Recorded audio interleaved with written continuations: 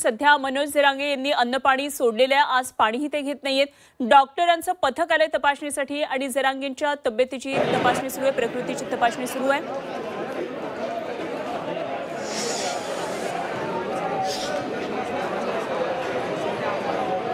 Doctor Jarange पाटलांना काही समजावून सांगत असताना दिसतंय। त्यांचा आता बीपी चेक केला जाईल।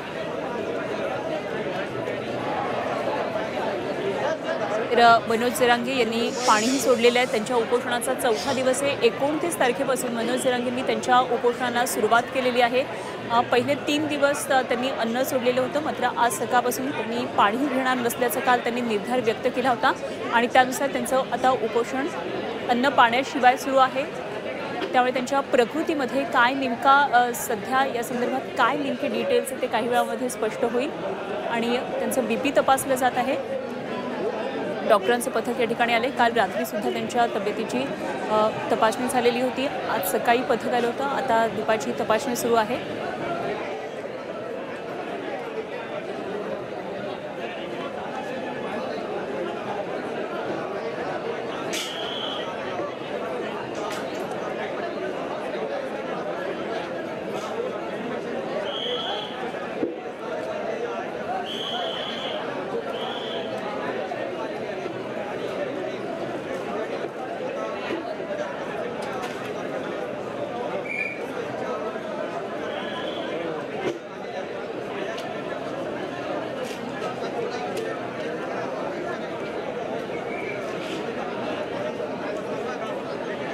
जर व्यवस्था केली तर मला असं वाटतं की त्यांना मदत केल्यासारखी होईल।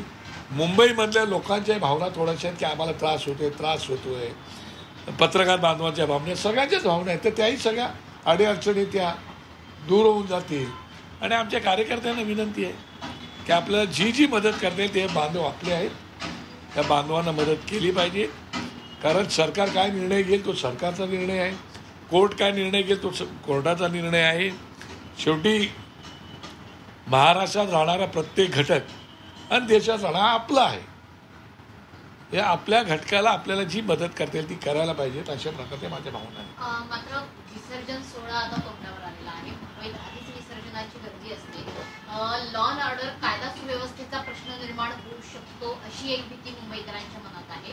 मुंबईत आधीच इतकी गर्दी आहे, त्याच्यात कुठलंही सुप्रशासन हे रस्त्यावर दिसत नाही, कारण गर्दीला मॉबला कंट्रोल करण्यासाठी पोलिसांकडे विनंतीशिवाय दुसरं कुठलंही हत्यार नाही। मीही जरांगे पाटलांना आणि आंदोलक आलेले आमचे जे बांधव आहेत त्यांना विनंती करतोय की शेवटी मुंबई तुमचीच आहे, महाराष्ट्राची ना देशाची आर्थिक राजधानी आहे आणि त्याच्यामुळे मुंबईकडे बघण्याचा तुमचा दृष्टिकोन उत्तम प्रकारचा असला पाहिजे आणि मुंबईच्या लोकांना त्रास होता कामा नये, कायदा आणि सुव्यवस्था बिघडता कामा नये, या दृष्टिकोनातूनही त्यांनी विचार करण्याची आवश्यकता आहे। आपला लढा आंदोलन हे आहेच, ते एका विषयासाठी आहे, पण त्याच्यामुळे इतरांनाही त्रास होईल असं न केलं तर जरांगे पाटलांनी आपल्या सहकार्यांना आणि आम्ही आमच्या बांधवांना विनंती करतो की आपणही हे थोडंसं गणपतीचा पिरियड आहे आणि या गणपतीच्या पिरियडमध्ये लाखो लोक मुंबईमध्ये येत असतात आणि ते सुद्धा मुंबई बघायला फिरतात दर्शनाला आल्यानंतर। तसं तुम्ही मुंबईत आलेला आहात, पण आपल्यामुळे आपल्या आंदोलनाला यश कसं येईल तो गोल ठेवून त्यांनी पुढे जायला पाहिजे अशी त्यांना आमची विनंती आहे। सरकार कमी पडतंय आंदोलन हाताळण्यात, कारण एकीकडे उपसमितीच्या बैठकांचं सत्र तर सुरू आहे, वेगवेगळ्या शिष्टमंडळात जाऊन भेटत आहेत, जरांगे ऐकायला तयार नाहीयेत आणि याला कुठलाही अंत दिसत नाहीये। साधारणतः किती मुदतीचं हे आंदोलन असेल यालाही अंत नाहीये, त्यामुळे मुंबईकर फ्रस्ट्रेट आहे। सरकार अपयशी ठरते का? नाही, मला मी सरकारला ह्यासाठी सरकार अपयशी ठरते नाही ठरते या विषयावरती मला बोलणंही उचित वाटत नाही, कारण गणपतीचं सीझन आहे।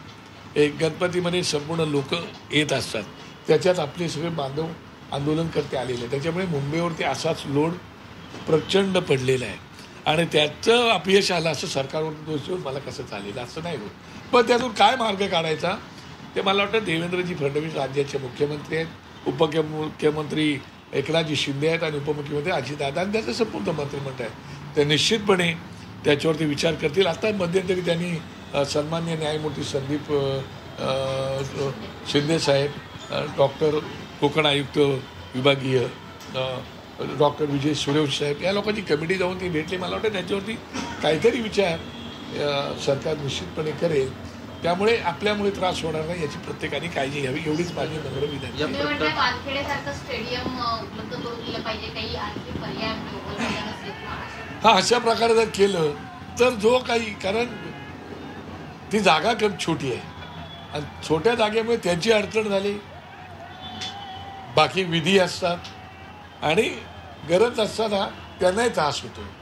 त्यासाठी सरकारने याच्यावरती कुठेतरी विचार करायला पाहिजेत आणि सकारात्मक दृष्टिकोनातून काय मार्ग काढता येईल इतर